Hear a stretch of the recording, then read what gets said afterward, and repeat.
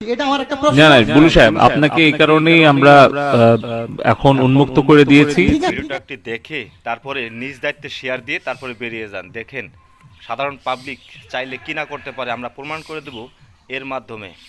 আপনার যে দাবি, আপনার যে পরামর্শ, এটা কিন্তু বিটিআরসি গ্রহণ করেছে, তাই না?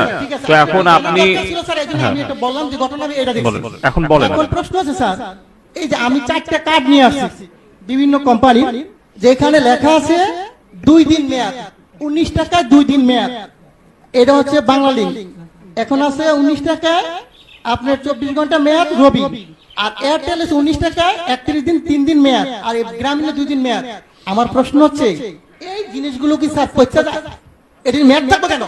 আমার প্রশ্ন হচ্ছে মানুষের টাকা আপনি মনে করেন আমরা যদি 20 কোটি লোক হই, যদি 20 টাকা করে ভরি আর একদিন সবাই কথা বললাম না, কত হাজার কোটি টাকা এই কোম্পানি নিয়ে যাচ্ছে।